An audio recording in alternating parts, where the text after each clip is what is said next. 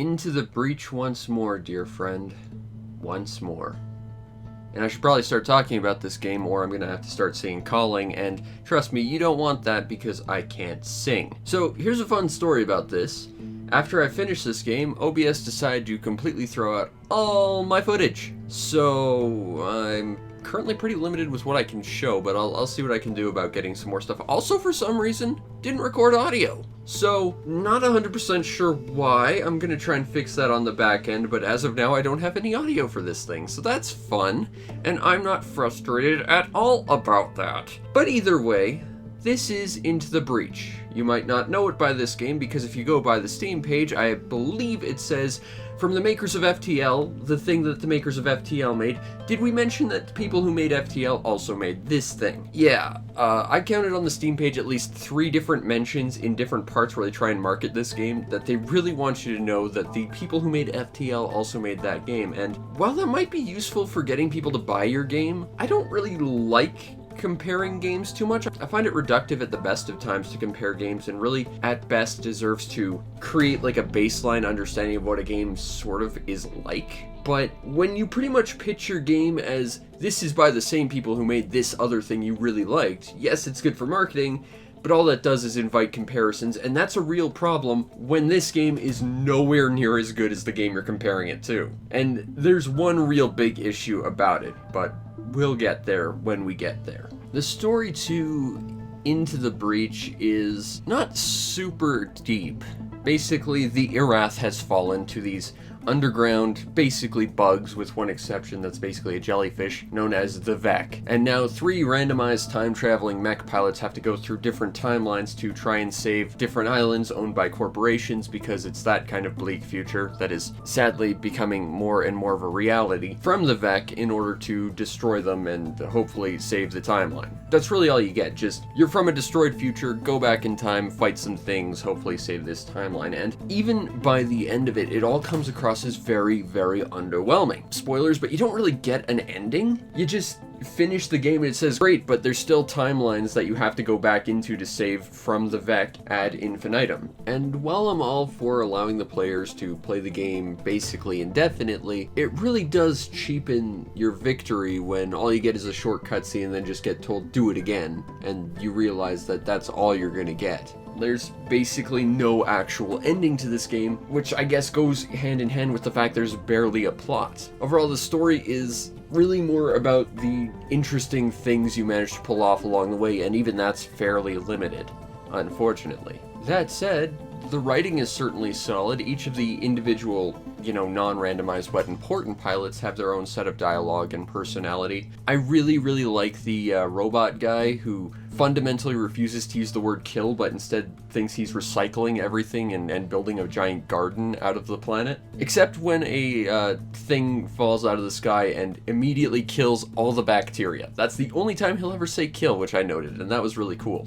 Seriously, the individual pilots are written really, really well. It's just there's not really a story here beyond an initial premise, and that's kind of it, which is really a bit of a letdown at the end of the day, given the quality of the writing that some of these characters are written with. Now, the overall gameplay to Into the Breach is a turn-based strategy game. Effectively, you're supposed to be destroying these creatures, the Mech, and saving the planet. But that's not really what happens. Instead, the entire game is basically played entirely on defense, and this is the source of one of the biggest issues I have with this game, but we're not quite there yet. Effectively, there are 5 islands. You start with 1, but as you complete the game, you can select whichever one you want to start with from then on out, with the exception of the final one, which is only available after you've cleared at least 2. It's kind of nice you can jump to the final level after, but it's kind of weird that you can't just pick where you want to start. Then you drop your mechs into a map of your choice, provided it's available, and you play a very defensive mission. Your goal is to prevent buildings from being destroyed, and if they take damage, they reduce an energy bar at the top of the screen, which is sort of like your overall team health bar. You can do extra objectives to gain energy back, of course, as well as bonus objectives that give you a sort of currency that that you can only spend after you complete an island. This is pretty frustrating actually, because it means that you're doing all this extra crap and going super far to your way to do it, but you're not getting a payoff until potentially after a point where you probably have died. Withholding the store and rewards until after you've completed several missions is really kind of just bugs me, honestly. While you can select your island and select the various areas in it, I do appreciate that while you do get a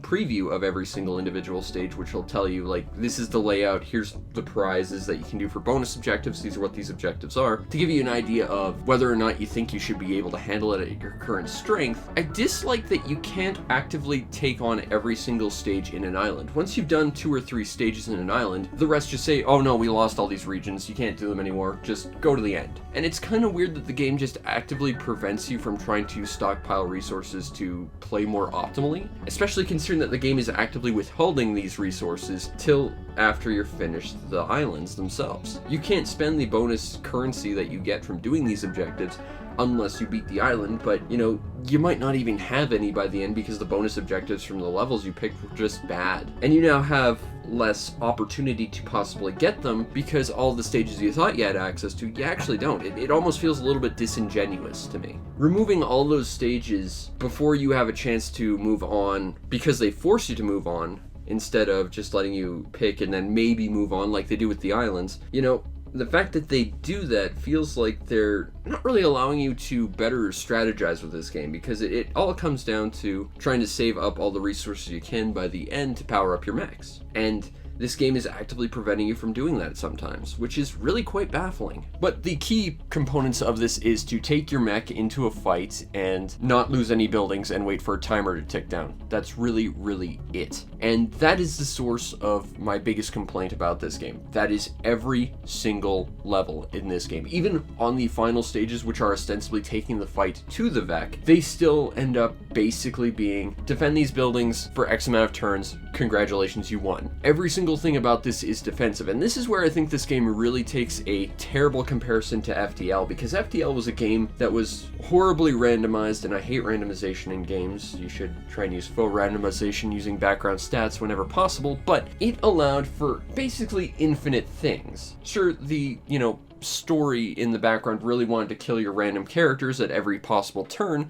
but there were offensive missions, there were defensive missions, there was bits where you could trade, there was points where you just go somewhere and nothing happens. It had a wide variety of events that kept it very fresh, whereas here, effectively every stage is the same. It has a different layout, and it can have some different variables here and there, such as like a train, which is basically just a moving building you have to prevent being destroyed. But otherwise, it's literally just show up, prevent being destroyed, wait for the timer to go out. That's it. That's every level from the start to the end, and that's the issue. Provided you can get past that lack of variance, it is a very fun game for what it gives you. Before you start a mission, you get like a preview of what's going to go on, and once you're in, you can place your mechs in certain areas on the grid. Then it's a matter of engaging your opponents, and every turn there will be more and more of them that show up, although it's dependent on the difficulty. And from what I can tell, enemy spawns are like the only thing difficulty changes. It's very hard either way, but the whole thing about this is figuring out where enemies spawn and where they're going to go. They openly telegraph their strategy before their turn takes place so that you can react and try and defend the cities better in between those things. That's the core of this game. It's really one very simple thing, and that is enemy placement. Because pretty much all of your characters, their abilities are all centered around moving your opponent. So if your enemy moves right in front of a building and says, okay, next turn I'm going to attack this, your whole job is to find a way to get that guy to move like 1 square to the left where he's going to whiff. Or, if you're playing optimally, attack his teammate and possibly kill him. And every turn, more Vec will spawn underground. They will actively show you where they'll spawn, and if you put something over top of it, such as your mech, an enemy mech, or a rock or something, you'll prevent them from spawning for that one turn. Granted, whatever was on top of them will take damage, but still, it's an interesting way to crowd control and better control enemy movement. Everything about this game is all about placement and enemy movement, and that's how you really play this game well, I feel. It's really cool that everything in this game really does tie to enemy placement and tactics. That's very cool, but again, I just wish there was a way to be more, proactive in our offense.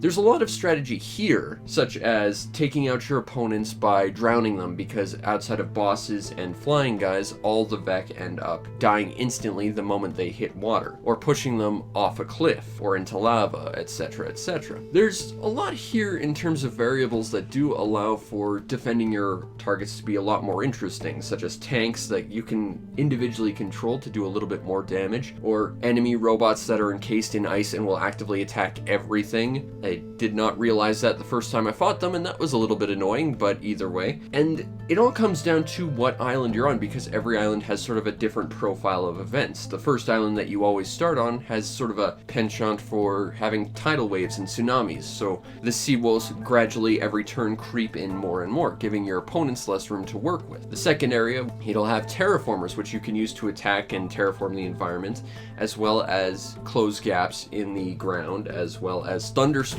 that can just instant kill anything. Once you go to the ice planet, everything's encased in ice and you have to actually free the buildings that are, but on the other hand, that ice also gives them a shield, so you can use that as a defensive option if you're being overwhelmed. There is a lot here in terms of variables that keep the defense missions relatively fresh for what they are, but it all goes back to that one core detail that they are all effectively the same thing.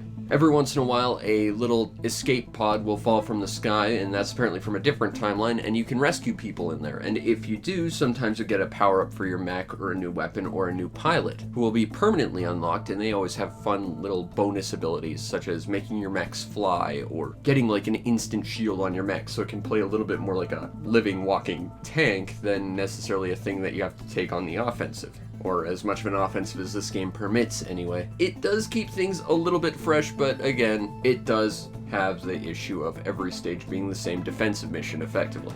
Enemy variety is also lacking quite a lot. I think off the top of my head I could count like 5 enemies, excluding bosses. You've got like the little ground ants that web things up. You've got the jellyfish guys, which are very, very weak, but give every monster on screen a buff, so you gotta take those guys out pretty quick. They're otherwise pretty harmless. You have beetles that can basically be long-range artillery, and then you've got like spitting ants, basically, which almost feels like a reskin of the regular ants, but they spit, and that's it. And that's every monster I can think of off the top of my hand. Pretty much when you get to the second stage, the second world, the desert, when they start introducing like the artillery units, you've kind of seen most of what this game has to offer in terms of enemies, aside from rare variations that sometimes you have to protect, or you want to really destroy very quickly, or bosses that are like super powered and ridiculous. Otherwise, the enemy variation is also very, very lacking, and that's a huge disappointment, which, along with the lack of variance in missions, does make this game feel somewhat monotonous. However, the one real thing you have control over that will give this game at least a little bit of variation is when you collect achievements in this game, you get an in-game currency, and you can use this currency to buy different mech teams. You start out with one, but then as you build more, you can select more teams, and you can even customize your own by mixing and mashing. The biggest issue is that these collectibles are tied with the achievements, and some of them are really kind of weird. I had this one mech that to get an achievement I had to like attack one square that was connected to like 9 other squares of enemies or allies, and it's just like unless you really crank up the difficulty to spawn more enemies in, it's just not gonna happen too much. Like I get these are supposed to be challenges, but the fact that the game is actively preventing you from like exploring different teams and different like layouts and ways to play the game, it really is frustrating to see, because I know there are a bunch of different teams I haven't seen, and I know that they all have different effects because I've played as 1 or 2 other teams, and it's like, oh, I would love to see what all these other teams are and what they do, but having them locked behind a very specific set of somewhat very random circumstances to create a currency to spend really feels a little bit, I don't know, like they don't want you to advance or experience this game in its fullness. Because the fact is, if they'd just given you a certain amount of currency for like every time you played through and just had that accumulate, I feel like that would allow us to better build our teams and experience the game rather than tying it all to achievements. Although I do appreciate that this game at least gives achievements a purpose, because I'm not that kind of guy. I don't care that much for them, but you know, this at least means they mean something to me. And that's cool, I guess. Overall, I think Into the Breached is kind of a mixed bag. What you get is very, very high quality, and the strategy gameplay is a lot of fun, but at the same time, it's very, very samey. It's definitely a one-note game, and if that one note doesn't strike you, you're gonna find it really monotonous and boring over time. I certainly found myself thinking, wow, this really could use almost anything in terms of other sort of encounters, and to be fair, I think having offensive encounters would probably be antithetical to the whole, you know, you're on the brink of destruction, you're trying to defend humanity from this horrible invasion, but at the same time, you know, we could have missions where we strike back against the Vec, we could attack like their, like, little hive centers and maybe get some resources for it or something, you know? The fact that it lacks that sort of variance is really the biggest issue of this game, and I think it could be a deal breaker as to whether or not you personally would enjoy this game. I certainly enjoyed it, but it was very much on the line for me. I liked it, but the sameness definitely killed it for me, and I probably won't be going back to this game too often, if at all, because of it. The overall presentation to Into the Breach is excellent. The sprite art is really well done. Love the splash screen at the start, it looks very, very good, and the animations are very, very nice. Once again, as with everything else, I feel like there could be some greater variance in enemy designs and more enemy types, considering that one enemy design is kind of used twice, sort of, at least as far as I could tell. Like, one has wings, but the other doesn't, but otherwise they look very similar to me. But I do appreciate that the others do look very distinct. The distinct enemy types all help you to figure out what they're going to do and what they're capable of and how to strategize around that, which is definitely appreciated. All your different mechs look very, very different, and the different mech types you have that all fill different roles also have different silhouettes and general styles, so you can kind of figure out, okay, this mech is designed for this purpose, this mech is designed for this purpose, this mech is designed for this purpose. I know where to put them from the start, and I know what I kind of want to do, provided the enemy plays nice. You know, it's good to be able to, at a glance, kind of formulate a strategy just based on the overall silhouettes of your opponents and your team. That's very, very good visual design. Audio-wise, the soundtrack is very, very high quality, but while I do like the soundtrack overall, I feel like it all kind of bleeds together pretty horribly. Like, pretty much every song on the soundtrack from different stages in combat feel like just the same sort of sad guitar twang, which, yeah, again, helps show the sort of futility of the human struggle against a much greater threat, but it's not very interesting or memorable, nor does that make any of the individual songs stand out compared to each other. And I think that's a bit of an issue. Similar to the stage design and lack of variance there, I think it works for the overall theme of the game, but I'm not sure it works for the overall experience, so to speak. Overall, the presentation is good, but it could be better in certain areas, I feel. Now, if you want a copy of from the makers of FTL, the thing that the makers of FTL also made, by the way, did we mention this was a thing the makers of FTL brought you, sometimes also known as Into the Breach. It is available on Steam for $17.50, and that seems a tad excessive. I would say wait for this one on sale if it looks interesting to you. I probably wouldn't pay more than $10, and even that feels a bit much, honestly, because it just feels lacking in terms of content and variance in gameplay. But I have to give a huge shout out and thank you to everyone's favorite color with 2 sets of repeated letters, Vermilion with 2 N's, for hooking me up. This game looked really interesting, and I do like strategy, and I do like mechs, and there's a lot here that does resonate with me. But what absolutely kills it is just the fact that from start to finish, it's basically the same encounter over and over with just some slight variations in the variables. And that just doesn't hit right with me. You know, I'm definitely the kind of guy who does not like procedurally generated anything, because every time you play, you're going to see the same things over and over, albeit slight variations of it. It's the same thing here, you know, in the sense that every encounter is basically identical. It's just, we're going to change up, like, where the enemy's placed and maybe, you know, an external extra threat to consider.